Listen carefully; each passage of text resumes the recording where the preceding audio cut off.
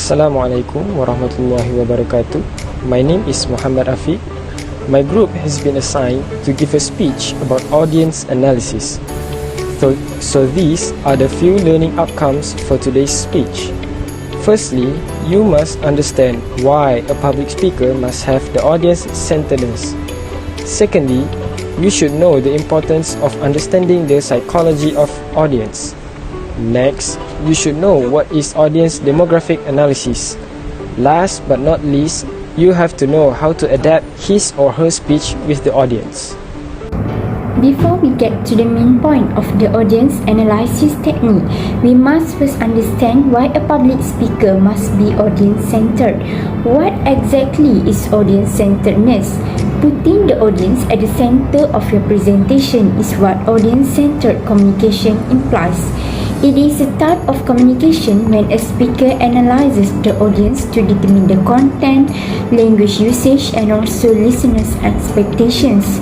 Using an audience-centered approach allows a public speaker to carefully plan his message and adapt his speech to the listener's level of understanding and background. Conducting an audience analysis has two practical benefits for the speakers.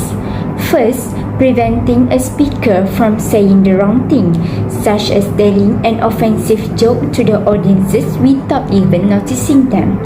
Second, assisting speakers in speaking to the audience in a language that they can understand and also maybe about the topics that interest them.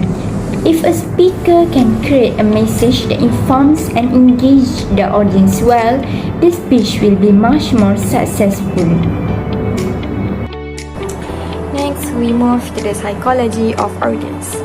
So, knowing the psychology of audience is actually a type of communication skill. So, as an audience, what do you do when you listen to speech? Sometimes you may pay attention, but sometimes you will let your thoughts wander around. So, the speaker's job must to make the audience to choose to pay attention for our speech. Okay. So even when people do pay attention, they don't process a speaker's message exactly as the speaker's intends. So every speech contains two messages. The first one is the one that's sent by the speakers, and the second one is the one that received by the listeners. So the psychology of audience said that listeners are more likely to be interested in information that has proximity, a relationship to their personal space. So for example, the one that are interested in sports will choose to pay attention to the speech that has that related to sports. Okay. So what a speaker says will be filtered through a listener's frame of reference, such as the sum of her or his needs, their interests, their expectations, their knowledge, or their experience. So as a result, we listen and respond to speeches that as not as they are, but as we are. So audience usually want to hear about things that are meaningful to them. People are egocentric. They pay closest attention to messages that affect their own values, their own belief, or their own well-being. So listeners approach speeches with one question uppermost in their mind: why is this important to me? So back to our main question: why is knowing the psychology of audience is so important to us? Because for the response to be meaningful, the communicator, the speaker, should ensure that the recipient is receptive. So in order to achieve that, the communicator, the speaker, should collect and analyze relevant information relating to the audience beforehand. I am Nur Aisha binti Azhar, and I'm going to talk about demographic analysis. So, demographic analysis is literally the classification of characteristic of people, and in this case is the audience. Okay, it is very important for a speaker to know the audience's age, their race, their religion, their major in studies, and what year are they studying in, so that a speaker know how to address their audience properly in their speech. Next, there are two steps in doing this demographic analysis effectively. First is by gathering the demographic data, as I mentioned before, and then the second step is to interpret the data. Okay, so for example, you as a student are invited to give a speech at the school hall, and first thing you need to do is to do a demographic analysis, which is to know who is your audience. Okay, so your audience consists of teachers, staff and students. So we know teachers must be someone who is older than us, and the staff too. So how to interpret the data is by we need to use a formal language, because this event involves teachers and staff.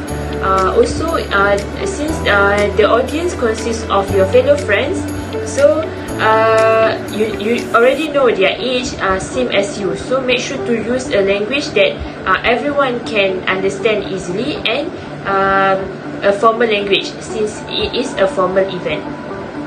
Okay, so as simple as that, we can already know the importance of doing demographic analysis before giving our speech, so that our message of speech can be delivered in a more effective way. Thank you to all my friends. So we move on to the next LO, which is the last LO, which is know how to adapt to our speech with the audience.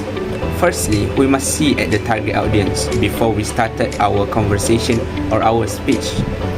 We must see their background first, and because it is illogical if we talk about certain, maybe about physics or chemistry with one grade primary school student, right? So after that, we must enlighten the speech while with using maybe just easy word, not using like philosophy, maybe the medical term, maybe, you know, sometimes the presenter or the speaker maybe use some really hard word, so make the audience really maybe boring, and maybe they don't have interest in their speech. And after that, we must also try to read the audience face expression, because, you know, maybe try to make some jokes, maybe a really good joke, and do not attack any other personal or party. And then we must also know how to read the mood for our audience, because when we know how to read the mood, we can actually first make our audience happy, and also they will maybe think this talk or this speech is really interesting for them to hear it. And after that, maybe the last one is we must also know how to maybe try to change our tone, our voice, so that it doesn't look so dull and boring at the same time. So maybe that's our group presentation about the audience analysis. Thank you for listening. Assalamualaikum.